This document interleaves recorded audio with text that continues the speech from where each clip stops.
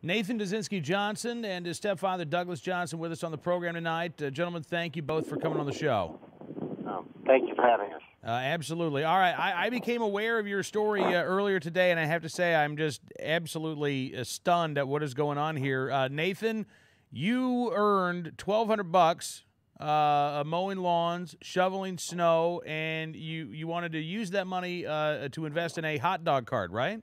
Yes, that's correct. Okay. And why did you want to invest in this hot dog cart? Well,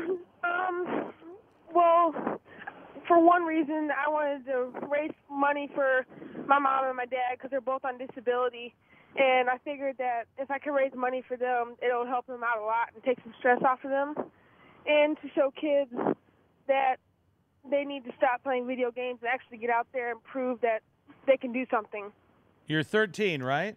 Yes. Will you talk to my 11-year-old son? Oh, yes.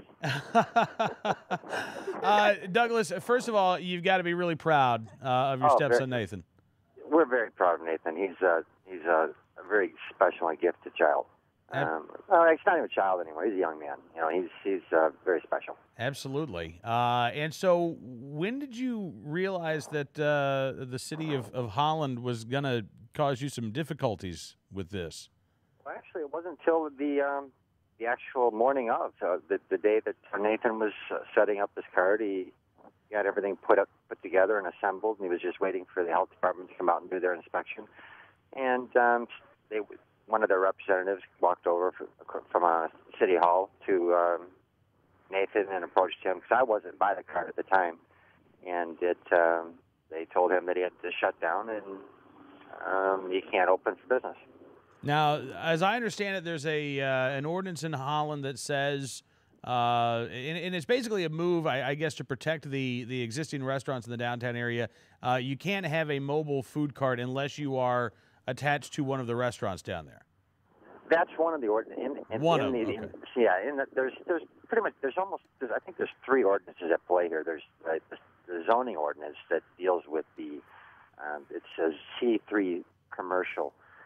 Zoning ordinance, and that protects the restaurants, like you said. And then there's also what they call the transitional merchant and drummers ordinance, and that is separate, unique from the actual zoning ordinance itself. And then, of course, there's also the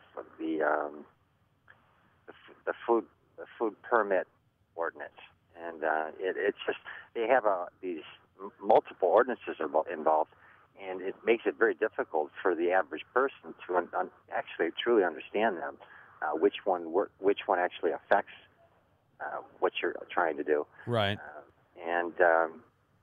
At the end of the day, it's really it's their discretion. You know, it's whether they want to let you open or not. When you look at the three ordinances and you think, am I a peddler? Am I a transient merchant?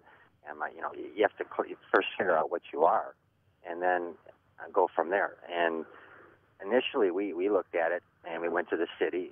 We met with the city clerk, and she said she checked with the city attorney. We never heard back from her. So a month later is when Nathan opened up. But we felt he fell under the peddler ordinance. He's in a stationary location. He has his health permit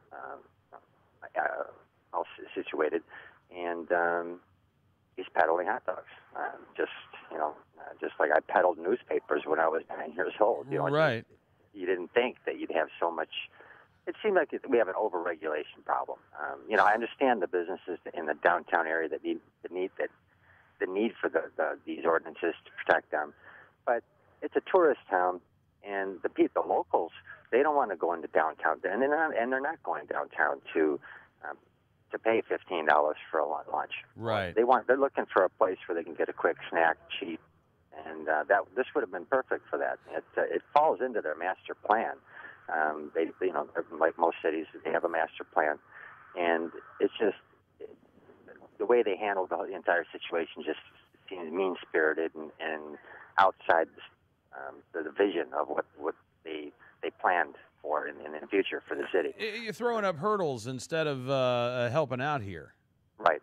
And Nathan, I mean, how busy did you anticipate being? Did you think that you were going to cut into the profits of the restaurants down there? Well, a couple days before I was planning on opening, I was looking at the park and the sidewalks, and there were probably a lot of people walking by, and I thought I would do pretty good. Probably a good crowd. Yeah. So what are your plans now, Nathan?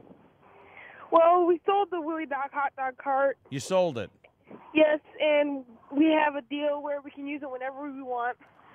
And we're going to use that money to go and try to change the law. So. Really? Yes. All right, tell me more about this, Nathan and Douglas. I'm interested here. Yeah, Shoreline Containers. They gave Nathan a very generous offer. They allowed him. They purchased the card from him, and then they also allowed him to keep using it. They're only going to be using it 3 or 4 times for certain corporate events of their own. It's a rather large company here in Holland.